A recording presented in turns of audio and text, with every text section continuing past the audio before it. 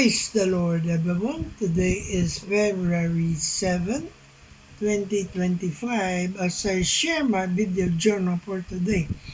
For today, we are talking about points in serving God. So here are the key points when we're serving the Lord. So, in the number one, by serving the Lord is having a privilege. So it is a privilege of serving God. For we in the Bible, we could read this in Psalms chapter 100, verse 2. For the Bible said, "Serve the Lord with gladness, come before His presence with singing." Amen. So number two, to serve God is a priority. So we are being prioritized by the Lord because we are serving God in a priority as well. So we could read this in Romans chapter 12, verse 11, where the Bible said, "Not slothful in business, fervent in spirit, serving the Lord." So let's not be slothful because God is giving us the priority. Number three, to serve God is power. So we can read this in Psalms chapter 2, verse 11, where the Bible said, "Serve the Lord with fear and rejoice with trembling."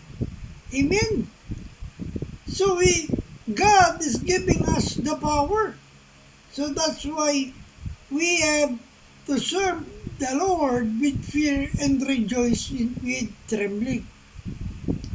So number 4, to serve God gives protection.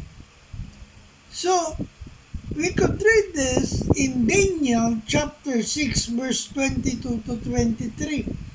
For the Bible said, "My God has sent His angel and hath shut the lions' mouths, that they have not hurt me, for as much as before Him innocency was found in me, and also before thee, O King, have I done no hurt."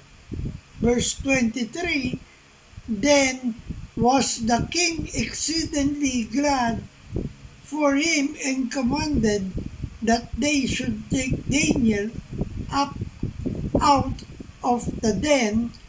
So Daniel was taken up out of the den, and no matter of hurt was found upon him because he believed in his God. Amen.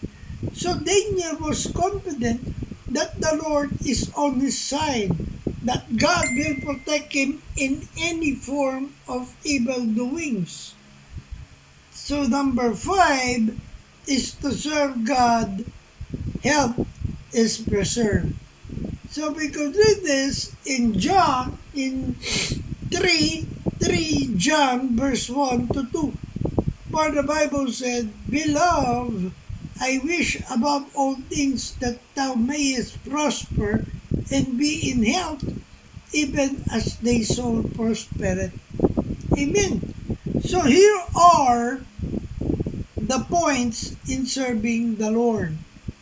So when serving the Lord, we have privilege. We became a priority. God given us power.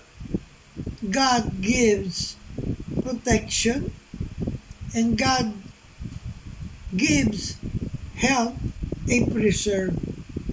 So I hope I have inspired you with this video journal of mine. Remember, we are on a mission. Keep the fire burning, for we live to serve God.